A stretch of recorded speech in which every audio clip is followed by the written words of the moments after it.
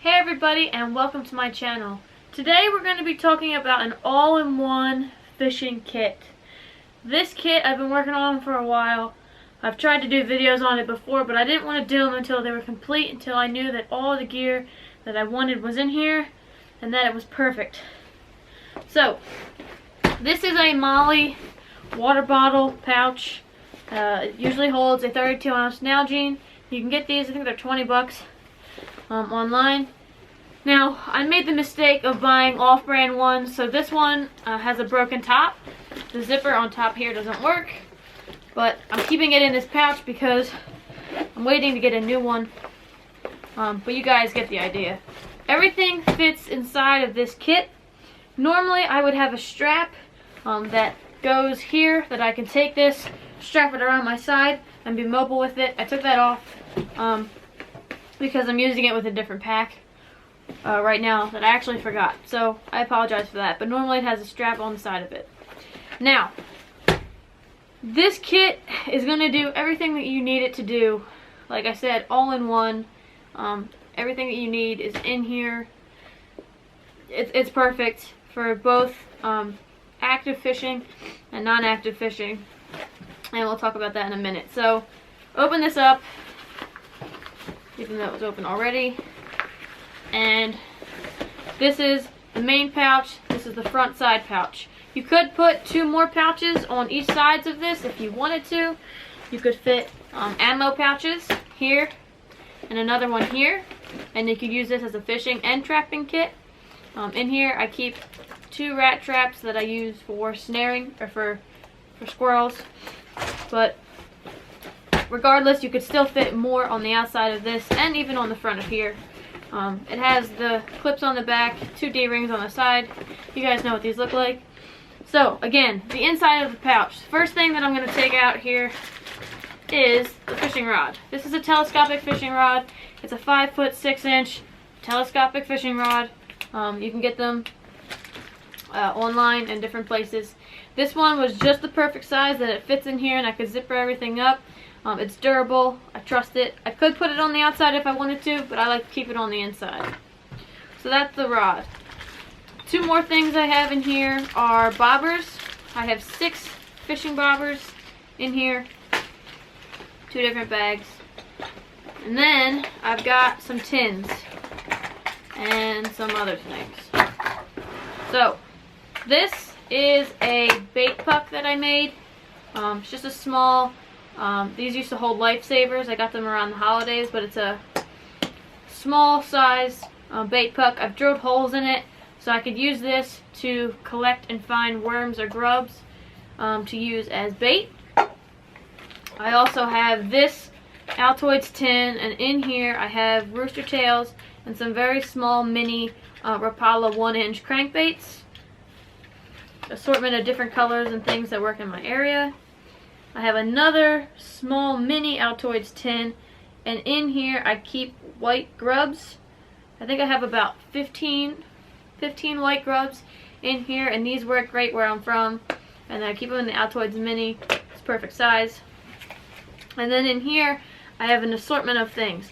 I have an assortment of treble hooks, of small 8-size hooks, some larger hooks for catfish. And then I have some jig-headed hooks. I think they are 1/8 ounce or 1/32 ounce, or I'm sorry, 1/16 ounce jig heads in here. I had to go through my list. And again, this just swivels apart, and I have 5 different compartments that I can put my hooks in. And then I have another small assortment of swivels, snapshots, drop shot weights, and yeah, I have 2 different size swivels. This is a 4-compartment container. You can get these at Dick's. These are the water gremlin ones.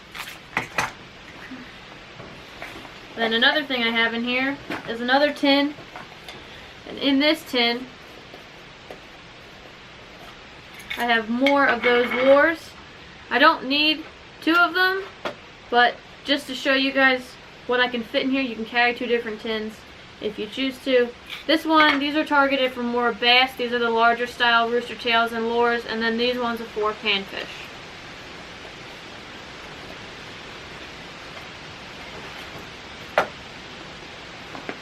The next thing I have are my tools, and in here I have my forceps. These are like fly fishing pliers. They also have scissors on them, so they double as scissors and pliers. I have a fillet knife. This is a big fillet knife. I don't need something this big, but this will take care of everything that I need it to. I bought it and I forgot that it was going to be that big in my kit, but it fit in there.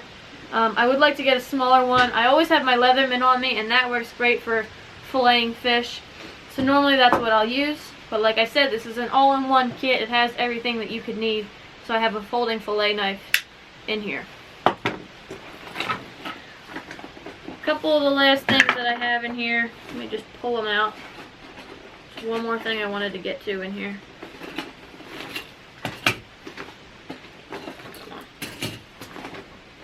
I got a loose bobber. Yep, that's everything. So I have 2 spools of fishing line. I have 110 yards of 6-pound line and 100 yards of 12-pound fishing line. The 12-pound fishing line would be for more towards catfish, carp, and bass. And then the 6-pound would be towards smaller bass, panfish, perch, and those type of things. And those are the mini spools. They're about the same size as this tin. They stack very well in there. I have different size Ziploc bags. That way for when I clean my fish, I have a place to put the fillets in a sanitary environment. And then I have some yo-yo traps. I have 3 yo-yo traps in here. A yo-yo trap is an engine that essentially that you would set. Has a trigger on here. Okay, so what you would do is you would take this, tie it off to a limb or a tree or something like that, secure it, and it has this reel right here. On this reel there's fishing line, and on the end of it's a swivel. And when you set this, you have it set, you have your swivel, then you have your swivel would attach to fishing line, weights, hooks, maybe even a bobber, and then your bait. And then what happens is when this fish pulls on this, it releases the trigger and it sets it. Now these ones, these are my old ones, so sometimes they don't set as fast, but essentially what happens is they set and it reels it in and it catches your fish. You can also use these for snaring, but this is a fishing kit. I keep 3 of them. The good thing with these is you set it and forget it. You set them and they'll do the fishing for you. You can go take care of other tasks. So you can use the rod and the reel, or you can use the traps. Now that's everything for the front compartment, or the main compartment. Now moving on to the front compartment, I have a reel to go with my rod. This is a push button style reel. I have 6-pound fishing line on here. I have 90 yards of that on there ready to go.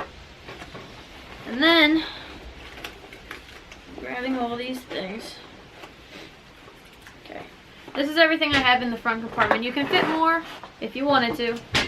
I keep a lighter. I always keep a lighter in like all of my kits, just in case I get separated from my stuff. I have a lighter. I have a way to make fire. Also, if I wanted to cook my food away from my camp, just to keep the bears or coyotes or anything away from my camp so the smell doesn't smell that bad, I can catch my fish, clean my fish, and then cook my fish in a different location, and I have the lighter for that.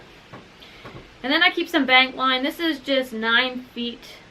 Yeah, 9 feet of bank line, and I can just use this as a stringer to string up my fish if I want to keep them alive or keep them going while I'm fishing, or while I'm doing something else, can keep them tied up and secured.